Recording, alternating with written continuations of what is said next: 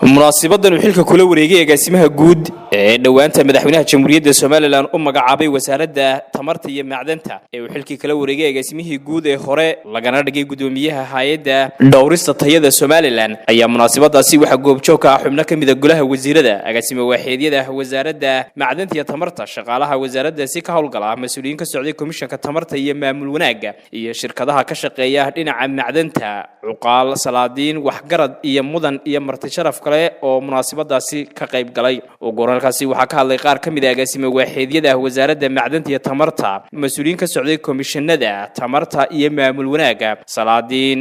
waxgarad iyo sidoo kale waayeel waxaanay soo dhaweeyeen agaasimaha guud ee cusub ee wasaaradda tamarta iyo macdanta iyagoo sagootiyay gudoomiyaha hay'adda dhowrista tayada Soomaaliland oo hore u ahaa agaasimihii guud ee wasaaradda macdanta iyo tamarta Soomaaliland agaasimo goba agaasimo mitid ahaa agaasimo hal adayg lahaa agaasimo dabar adkaa agaasimo go'aan adkaa agaasimo xiliyada adag lagu liicay ayuu runtii anaguna waxaanu ahay ninkaanu isugu safarka badan nahay maadaama agaasimihii communication ka nahay agaasimo mukhtaar wuxuu ahaa agaasimo la saaxiiba shaqaalahaasoo tiradoodu ay dhan tahay 200 iyo saayid ka gobol ilaa xarun mar kastana magaranaysa horumartooda iyo shaqadoodaba ka warhaya waa wasaaradda marka la eego ugu qurux badan waa wasaaradda shaqaalaha ugu dhalinyarta badan ugu aqoonta badan ugu hufnaan ugu hal abuursan ugu creative-ka ah ay joogaan waa wasaarad wada dhalinyar u badan anigu muddaan iminka la taliye ka ahaa wasaaradda runtii wasaarad cream hablo iyo inamaba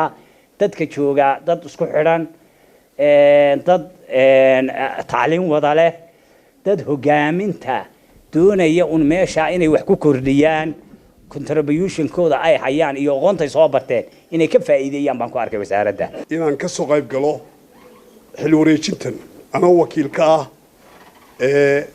komishanka maamul wanaaga anoo uga wakiila in aan markhaati ka noqdo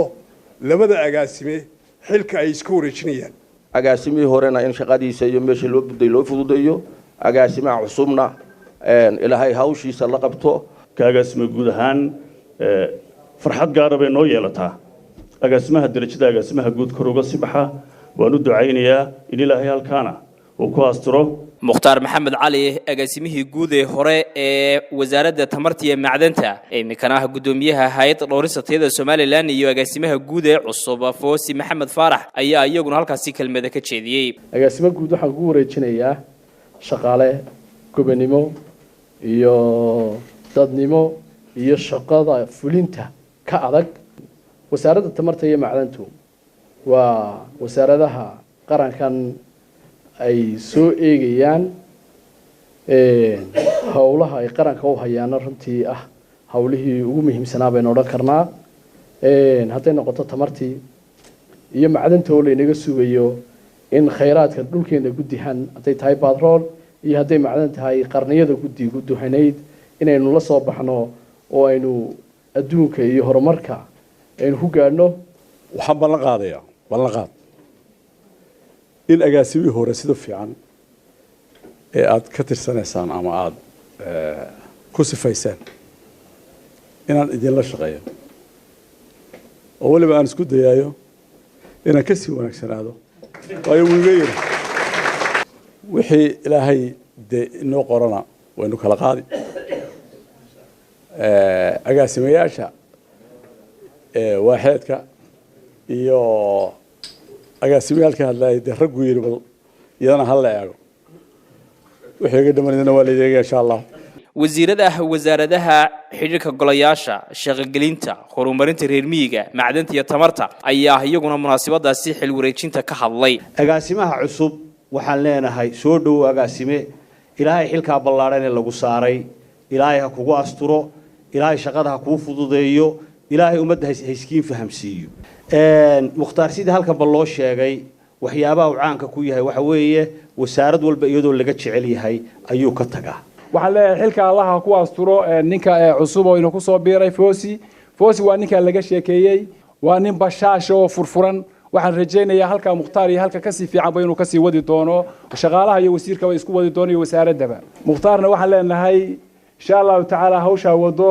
iyo taahigsanaysa Allah ku fududeeyo waxaan ilaahay ka baryaynaa labada mas'uul labada xilal cusub waxa weeye ku wareegay in ilaahay iyagana u fududeeyo oo u sahlo ayaynu ilaahay ka baryaynaa fawzi wuxuu uga baahan yahay wasaaradda guud ahaanba aniga marka laga bilaabo ilaa shaqaalaha ilaa waaxaha inay aad ula shaqeeyaan inta ula qabsanayo way bi'adooda way ka duwan tahay bi'ada kale mukhtaar aad iyo aad baan kugu ducaynayaa meesha meel ka sareysa gaadh aadna waan kugu mahadnaqayaa intii halkan joogtay shaqadii aad qabatay wanaagsanayd waxaa halkaasi shahaadooyin lagu guddoonsiiyey agaasimihii guud ee hore mudane mukhtaar maxamed cali imikana gudoomiyaha hay'adda dhowrista tayada Soomaaliland gabagabadiina wasiirka wasaaradda macdanta iyo tamarta Soomaaliland wuxuu si rasmi xilka ugu kala wareejiyay agaasimihii guud ee hore iyo agaasimaha cusub ee wasaaradda macdanta iyo tamarta